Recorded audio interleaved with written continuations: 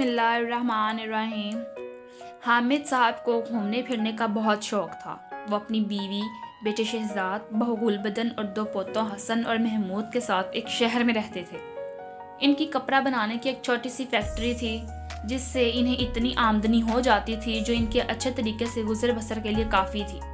वो साल के 10 महीने तो फैक्ट्री के कामों में मसरूफ़ रहते थे, मगर बकिया 2 माह अपने घर वालों के साथ किसी पुरफ़िज़ा मुकाम पर घूमने फिरने के लिए चले जाते थे।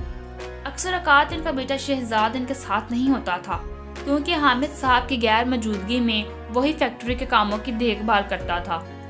एक रोज़ शहजाद साहब के जहन में आया कि जब वो हर साल सैर सपाटे के लिए जाते हैं तो क्यों ना किसी पुरफ़िज़ा पहाड़ी मुकाम पर अपना कॉटेज बनवा लें, क्योंकि घूमने फिरने के दौरान होटलों और गेस्ट हाउसेस में कमरे बड़ी दुश्वारी के साथ मिलते हैं और इन पर खर्चात भी बहुत होते थे। काफ़ी सोच विचार के बाद उन्होंने अपने शहर से तकरीबन 300 किलोमीटर दूर काली पहाड़ी नामी एक पुरफ़िज़ा मुकाम पर प्लॉट लेकर एक कॉटेज की तामीर शुरू करवा दी। ये प्लॉट काली पहाड़ी के ऊपर उसके दरमियान में था। वहाँ कुछ दूसरे भी कॉटेजेस बने हुए थे, मगर हर एक के दरमियान काफ़ी फासला था। इन कॉटेजेस को भी उन लोगों ने बनवाया था जो यहाँ गर्मियों के मौसम में आते थे, बाकी पूरा साल ये बंद ही रहते थे। काली पहाड़ियों के नीचे चंद गांव भी थे और 15-20 मिनट की मुसाफत के बाद वहां तक पहुंचा जा सकता था। हामिद साहब का ये कॉटेज 6 माह में बनकर तैयार हो चुका था। इसकी तामीर के दौरान उन्होंने काम की रफ्तार का जायजा लेने के लिए यहाँ के काफ़ी चक्कर भी लगाए थे और वो बहुत खुश थे। एक तो आसपास के नज़ारे बड़े दिलफरेब थे, दूसरे वहाँ सुकून बहुत था। शहर के हंगामों से दूर इतने पुरसुकून माहौल में कुछ वक्त गुजारना वाकई खुशी की बात थी। खुशकिस्मती से वहाँ गैस, बिजली और पानी की सहूलतें भी मैसर थीं। उन्होंने एहतियातन एक बड़े से जनरेटर का इंतज़ाम भी कर लिया था। 3 कमरों का यह कॉटेज मुकम्मल हुआ तो वह ख़ास तौर से इसका जायज़ा लेने के लिए काली पहाड़ी पहुँचे। इसे पूरी तरह मुकम्मल देख कर इन्हें बहुत खुशी हुई। शहजाद भी इनके साथ था। इसने भी इसकी बहुत तारीफ़ की और फ़ौरन ही तीसरे कमरे पर कब्ज़ा जमाकर इसे लॉक किया और चाबी जेब में डालकर कहा पापा, मुझे उम्मीद नहीं थी कि इस कदर खूबसूरत जगह पर हमारा ऐसा ठिकाना होगा। अब तो मैं भी कभी कभी यहाँ आकर रह लिया करूँगा। तीसरा कमरा मेरा है। इसके मुँह से कॉटेज की तारीफ सुनकर हामिद साहब खुश हो गए। घर पहुंचकर उन्होंने सबको बताया कि कॉटेज शहजाद को बहुत पसंद आया है और तीसरे कमरे पर इसने कब्जा भी कर लिया है। सर्दियों की आमद थी। आसमान पर बादल नजर आने लगे थे। इनके दोनों पोतों हसन और महमूद की सर्दियों की छुट्टियां भी शुरू होने वाली थी। एक रोज़ उन्होंने शहजाद से कहा कि तुमने कॉटेज देख लिया है, मैं सोच रहा हूँ कि बच्चों को भी दिखा लाऊं। वो कॉटेज भी देख लेंगे और इनकी सैर भी हो जाएगी। शहजाद ने कहा, मैं तो फ़िलहाल इसका मशवरा नहीं दूंगा। कल रात मैंने टीवी पर महकमा मौसमियात की रिपोर्ट देखी थी। इनका कहना है कि इस दफ़ा वक्त से पहले ही बर्फ़बारी शुरू हो जाएगी और दूसरे सालों की निस्बत ज़्यादा शिद्दत से होगी। हामिद साहब हंसने लगे। टीवी वाले तो सनसनी फैलाने में माहिर हैं। मुझे पता है जब आधी सर्दियाँ गुजर जाएंगी तब बर्फ़बारी शुरू होगी और वैसे भी हम कौन से लंबे अरसे के लिए जाएंगे। बच्चों को कॉटेज दिखाकर अगले रोज़ वापस आ जाएंगे। अगले हफ्ते से इनके स्कूल भी 15 दिन के लिए बंद हो रहे हैं। इनकी बात सुनकर शहजाद खामोश हो गया। बच्चों को जब इस प्रोग्राम के बारे में पता चला तो वो भी खुशी से उछल पड़े। इस सिलसिले में तैयारियां भी शुरू हो गईं। हामिद साहब का ख्याल था कि वो इतवार को निकलेंगे और पीर को वापसी पर निकल खड़े होंगे। इस दौरान शहजाद ने घर वालों को बताया कि वो 1-2 रोज़ के लिए शहर जा रहा है। हामिद साहब ने सुना तो घबरा कर बोले, हम अगले इतवार को काली पहाड़ी जाएंगे। इतवार से पहले ही वापस आ जाना, वरना हमारा प्रोग्राम रह जाएगा। बच्चों को बहुत मायूसी होगी। वो तो दिन कर काट रहे हैं। शहजाद ने भी इन्हें इत्मीनान दिलाया कि वो इनके जाने से पहले ही आ जाएगा। वादे के मुताबिक वो इतवार से पहले ही वापस आ गया था। इतवार की सुबह 10 बजे के करीब वो लोग घर से निकले। शहजाद इनके साथ नहीं था। हामिद साहब की गैर मौजूदगी में इसे फैक्ट्री के मामलात देखने थे। शहजाद की बीवी गुलबदन ने बहुत सारा खाना पकाकर साथ रख लिया था। कॉटेज में फ्रिज का भी इंतज़ाम था, इसलिए खानों के ख़राब होने का अंदेशा भी नहीं था। शहजाद बच्चों के लिए ढेर सारी चीज़ें ले आया था और इनको गाड़ी में रख दिया गया। मौसम इंतहाई खुशगवार था। आसमान पर हल्के हल्के बादल थे। 4-4.5 घंटे की मुसाफत के बाद वो काली पहाड़ी पहुंच चुके थे। एक साफ शफाफ सड़क पहाड़ों के ऊपर तक जाती थी। सड़क के दोनों तरफ में गहरी खाइयाँ थीं, इसलिए इसके दोनों तरफ में लोहे के पाइपों की रीलिंग लगी हुई थी। यहाँ पर बादल गहरे हो गए थे और बारिश के आसार नजर आ रहे थे। इनकी गाड़ी से आगे भी एक गाड़ी जा रही थी। इसमें एक मियाँ बीवी और 3 बच्चे सवार थे। गुलबदन सोचने लगी कि शायद ये लोग उनके करीबी पड़ोसी होंगे, क्योंकि ये गाड़ी भी उसी रास्ते पर जा रही थी जिस पर वो जा रहे थे। इसका ख्याल दुरुस्त ही था। वो गाड़ी सीधे हाथ मुड़कर थोड़ी दूर एक इमारत के अहाते में दाखिल हो गई। कॉटेज पहुंचकर हसन और महमूद बहुत खुश हुए। सबने गाड़ी से सामान उतारा। सामान बहुत ज़्यादा था और इसमें ज़्यादातर चीज़ें खाने पीने की थी। बर्तन उन्होंने साथ नहीं लिए थे क्योंकि ज़रूरियात ज़िंदगी की तमाम चीज़ें इस कॉटेज में पहले ही से मौजूद थीं। हामिद साहब ने ताला खोला और वो अंदर दाखिल हो गए। कॉटेज को अंदर से देखकर सब खुश हो गए। बड़े बड़े बिस्तर, आरामदेह कुर्सियों के साथ मेज़ें, घरों के कमरों में खूबसूरत कालीन बिछे हुए थे। हामिद साहब की बीवी और गुलबदन पके हुए खानों को फ्रिज में रखने लगे। हामिद साहब ने किचन में जाकर चाय की केतली में पानी भरकर इसे गैस के चूल्हे पर रख दिया। दोनों बच्चे खिड़की में से बाहर देखने लगे। हामिद साहब ने इनसे कहा, तुम दोनों घर से निकल कर बाहर नहीं जाओगे। इस पहाड़ पर जंगलों में मुख्तलिफ किस्म के जानवर भी रहते हैं। महमूद ने कहा, मैं तो दादा इनसे नहीं डरता। आपके पास बंदूक जो है। हामिद साहब जब भी ऐसी जगह पर जाते थे तो अपनी बंदूक को अपने साथ ही ले लिया करते थे। उन्होंने हंसकर कहा, हाँ बंदूक तो है मेरे पास, मगर तुम दोनों के पास तो नहीं है ना। हम इकट्ठे ही बाहर जाया करेंगे ताकि एक ही बंदूक से तीनों का काम निकल जाए। इतनी देर में गुलबदन काम खत्म करके आ गई और चाय बनाने लगी। थोड़ी देर बाद वो सब लोग चाय पी रहे थे। सर्दी बढ़ गई थी और इस सर्दी में चाय ने बहुत मज़ा दिया। कुछ ही देर गुजरी थी कि बिजली चमकने लगी और बादलों की गर्ज दिलों को दहलाने लगी। तेज़ हवाएं चलने लगी थीं और दरख्तों से टकराकर अजीब तरह का शोर पैदा हो रहा था। इतनी सारी तब्दीलियां देखकर हामिद साहब को कुछ फिक्र सी हुई। वो खिड़की के नज़दीक कुर्सी पर बैठ गए और बाहर देखने लगे। तूफानी हवाओं और बारिश में शिद्दत आते जा रही थी। थोड़ी देर बाद तेज़ हवाएं चलना बंद हुई और बारिश थमी तो रूई के सफ़ेद सफ़ेद गाले आसमान से गिरना शुरू हो गए। इनकी वजह से आसपास का मंजर तो दिलकश नजर आने लगा था, मगर हामिद साहब को बहुत सी फिक्रों ने घेर लिया। मौसम की तब्दीली इस अचानक ने इन्हें परेशान कर दिया। वो सोचने लगे कि अगर ये बेवक्त की बर्फबारी ना रुकी तो वापसी के रास्ते बंद हो जाएंगे। इनकी बीवी ने खिड़की के दरवाजे बंद किए और बोली, बच्चों सर्दी बढ़ गई है, तुम लोग कंबलों में बैठ जाओ, थोड़ी देर बाद खाना लग जाएगा। हामिद साहब ने दीवार पर लगे स्मार्ट टीवी पर बच्चों को कार्टून लगा दिए और खुद भी इनके साथ बैठ गए। बच्चे बहुत खुश और मगन थे और बड़े मज़े से कार्टून देख रहे थे। थोड़ी देर बाद खाना लग गया। इन्हें सफ़र की भी थकन थी। खाना खाकर जिन्हें नींद आई तो सबने रात ही की खबर ली थी। हामिद साहब की आंख मोबाइल की बेल की आवाज़ से खुली थी। शहजाद का फ़ोन था। हामिद साहब उठकर बरामदे में आ गए ताकि इनके बातें करने की वजह से किसी की नींद खराब ना हो। बाहर निकले तो हैरान रह गए। हर चीज़ में बर्फ़ की सफ़ेद चादर और रखी थी। इस वक्त भी रुई के गाले तेज़ी से ज़मीन पर गिर रहे थे। शहजाद ने जब पूछा क्या हाल है तो हामिद साहब घबरा कर बोले, यहाँ पर तो तेज़ बर्फबारी शुरू हो गई है। तुम ठीक कह रहे थे, मौसम एकदम से तब्दील हो गया है। हमने यहाँ आकर गलती की है। शहजाद ने हंसकर कहा, मेरी मजबूरी थी वरना मैं भी आप लोगों के साथ आता। लेकिन शहजाद, मैं एक और बात सोच रहा हूँ। बर्फबारी बहुत तेज़ी से हो रही है। अगर रास्ते बंद हो गए तो फिर हम क्या करेंगे? हमारे पास तो खाने पीने का सामान भी नहीं है। बच्चों का क्या होगा? शहजाद बोला, अल्लाह मालिक है, आप बिल्कुल परेशान मत होइए।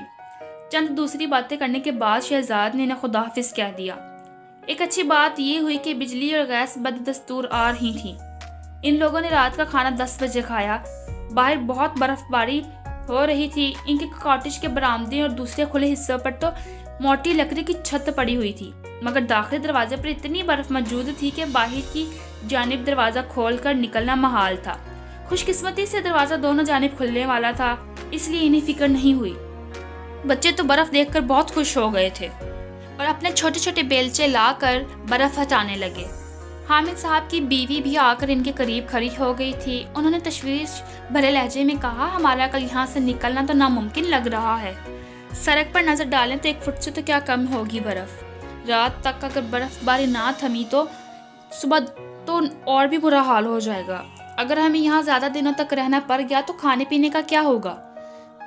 वो दूर तक यहाँ कोई दुकान नज़र नहीं आ रही थी। रास्ते में मैंने अक्सर बंगले बंद देखे थे। हमें यहाँ आना नहीं चाहिए था। गलती मेरी है, हालांकि शहजाद ने मुझे मना भी किया था, मगर मैंने हंसकर टाल दिया था। बहरहाल तुम फिक्र मत करो, اگر ہمیں زیادہ دنوں تک یہاں رکنا بھی پڑ گیا تو پہاڑ کے نیچے کچھ فاصلے پر بہت سے گاؤں ہیں، میں کسی نہ کسی طرح وہاں پہنچ کر کھانے پینے کی اشیاء لے آؤں گا، حامد صاحب نے ان کی ہمت بڑھانے کی خاطر کہا۔ اس صورتحال سے گلبدن بالکل بھی پریشان نہیں تھی۔ بہرحال حامد صاحب اور ان کی بیوی کی طرح اسے بھی تھوڑی سی یہ فکر لاحق ہو گئی تھی کہ زیادہ دنوں تک رکنے کی صورت میں کھانے پینے کا کیا ہوگا۔ رات کو ان تینوں نے بڑے حساب سے کھانا کھایا تاکہ وہ مزید 1-2 دن تک چل جائے۔ یہ تو اچھا ہوا تھا کہ گلبدن نے چلتے ہوئے زیادہ کھانا بنا لیا تھا۔ اس کے علاوہ شہزاد نے بچوں کے لیے بہت سارے بسکٹ، چپس اور ان کے پسند کی ڈھیر ساری چیزیں لا کر اس کے حوالے کر دی تھیں۔ وہ سوچ رہی تھی کہ اگر وہ ان چیزوں کا احتیاط سے چلائے تو وہ 3 روز تک کام چل جائے گا۔ رات 11 بجے ٹی وی میں اس علاقے کے بارے میں خبر دی گئی۔ شدید برف باری کی وجہ سے بے شمار لوگ راستے میں پھنس گئے تھے۔ خدشہ ظاہر کیا جا رہا تھا کہ راستے صاف ہونے میں کم سے کم 1 ہفتہ لگے گا۔ یہ خبر دیکھ کر حامد صاحب کی پریشانی میں مزید اضافہ ہو گیا۔ وہ خود کو پریشان ظاہر کر کے دوسروں کو پریشان نہیں کرنا چاہتے تھے۔ اس سے ان لوگوں کی ہمتیں بھی جواب دے جائیں گی، مگر وہ گمسم ضرور ہو گئے تھے۔ ایسے میں ان کی بہو نے ان کی ہمت بندھائی۔ اب آپ پریشان نہ ہو، ہمارے پاس وافر مقدار میں کھانے کی چیزیں ہیں۔ بسکٹوں کے ڈبے شہزاد لے آئے تھے، چائے کا بھی ڈھیر سارا سامان ہے۔ مجھے تو بچوں کی زیادہ فکر ہے۔ ایک بات کا دھیان رہے، ہماری اس پریشانی کا علم بچوں کو نہیں ہونا چاہیے، وہ پریشان ہو جائیں گے۔ حامد صاحب نے اپنی بیوی اور گلبدن سے کہا۔ ابھی وہ تینوں اپنی اپنی سوچوں میں گم ہی تھے کہ حامد صاحب کے موبائل پر کسی کو کال آئی۔ انہوں نے موبائل اٹھا کر دیکھا تو شہزاد کا نمبر تھا۔ انہوں نے بٹن دبا کر موبائل کان سے لگایا۔ شہزاد کہہ رہا تھا، میں نے ابھی ٹی وی پر دیکھا ہے، کالی پہاڑی کے راستے بند ہو گئے ہیں۔ ہاں بیٹا، ہم نے بھی یہ خبر دیکھ لی ہے، حامد صاحب نے اداسی سے کہا۔ میں نے تمہاری بات نہ مان کر سخت غلطی کی ہے۔ پاپا ایسا نہ کہیں، آپ نے جو بھی کیا ٹھیک کیا، شہزاد نے کہا۔ ہم بہت فکر مند ہیں شہزاد، ہمیں اندازہ ہو گیا ہے ہم کئی روز کے لیے اسکاٹش میں قید ہو گئے ہیں۔ بچوں کا ساتھ ہے، کھانے پینے کا کیا ہوگا؟ حامد صاحب نے بڑی فکر مندی سے کہا۔ ان کی بیوی اور گلبدن ان کی باتیں غور سے سن رہی تھیں۔ ان کی بیوی تو دور کھڑی سر ہلا ہلا کر ان کی باتوں کی تائید بھی کر رہی تھی۔ پاپا آپ کو زحمت ہوگی، ذرا میری گلبدن سے بات کروا دیجیے۔ شہزاد کی اس بات پر حامد صاحب نے موبائل بہو کو دے دیا۔ دوسری طرف سے شہزاد کی شوق آواز آئی، برف باری ہو رہی ہے، مزہ تو خوب آ رہا ہوگا۔ گلبدن ہنس کر بولی، اگر آپ ساتھ ہوتے تو اور بھی مزہ آتا۔ کہیے کھانا کھا لیا؟ میں سب چیزیں پکا کر فریج میں رکھائی تھی، ابھی تو فیکٹری سے آیا ہوں، میں نے ابو سے کھانا کھانے کا کہہ دیا ہے، تھوڑی دیر میں کھا لوں گا۔ اور ہاں، سنا ہے کہ تم لوگ وہاں برف باری کی وجہ سے پھنس گئے ہو۔ حسن اور محمود گھبرا تو نہیں رہے؟ بچے تو ٹھیک ہیں، انہیں ہم نے احساس ہی نہیں ہونے دیا ہے۔ ابا اور امی البتہ پریشان ہیں، گلبدن نے بتایا۔ اور تم؟ شہزاد نے پوچھا۔ اللہ کے فضل سے جب تک آپ ہیں میں کیوں پریشان ہوں گی؟ آپ سے تو مجھے یہ امید بھی ہے کہ اگر حالات مزید خراب ہوئے تو آپ ہمیں ہیلی کاپٹر میں بھی لے کر جائیں گے، گلبدن نے بڑے خلوص سے کہا۔ جیتی رہو، شہزاد نے ہنس کر بولا۔ اچھا، اب اپنا پرس اٹھاؤ اور اس کے چھوٹے کھانے کی زپ کھولو، اس میں تمہیں ایک چابی ملے گی۔ یہ چابی اس تیسرے کمرے کی ہے جو کونے میں ہے، کمرہ کھول کر دیکھو، پھر اس کے بعد مجھے فون کرنا۔ فون بند ہو گیا تھا۔ گلبدن شہزاد کی باتیں سن کر سخت حیران تھی۔ اس نے جلدی سے اپنا پرس اٹھا کر اس کی چھوٹی جیب سے چابی نکالی۔ حامد صاحب اور ان کی بیوی اسے حیرت سے دیکھ رہے تھے۔ انہیں لے کر وہ تیسرے کمرے کی طرف آئی، چابی سے دروازے کا قفل کھولا۔ دروازہ کھلتے ہی ان سب کی آنکھیں حیرت سے پھٹی کی پھٹی رہ گئیں۔ کمرہ نہیں، کسی جنرل سٹور کا منظر پیش آ رہا تھا۔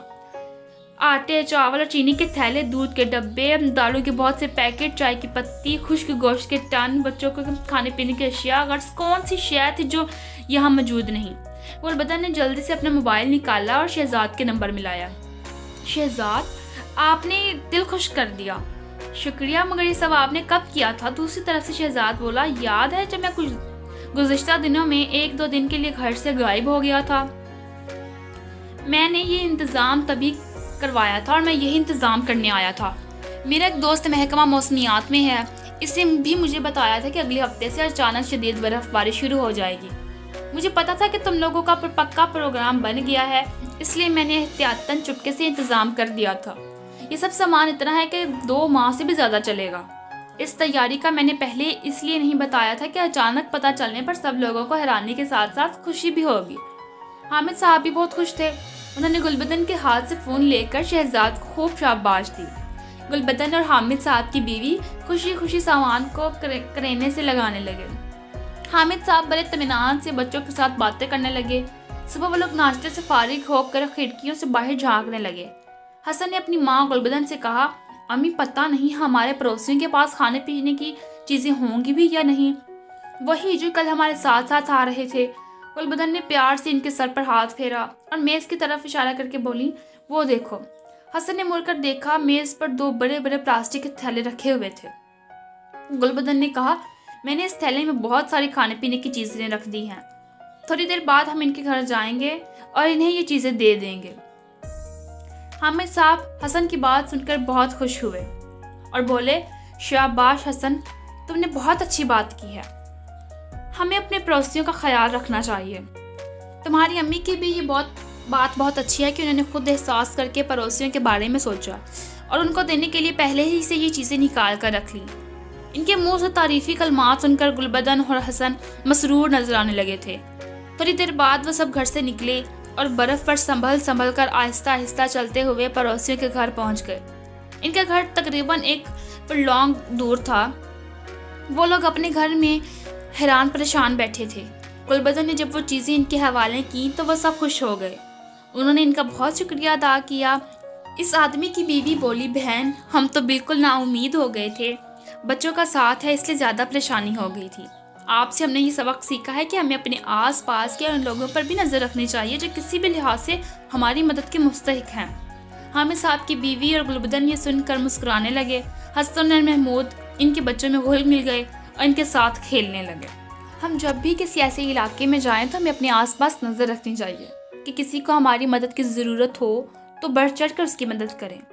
میں امید کرتی ہوں کہ آپ کو اسٹوری پسند آئی ہوگی، کمنٹ کر کے لازمی بتائیں اور چینل کو سبسکرائب کر دیں۔ میں آپ کی خدمت میں پھر حاضر ہوں گی ایک نئی اسٹوری کے ساتھ۔ اللہ حافظ۔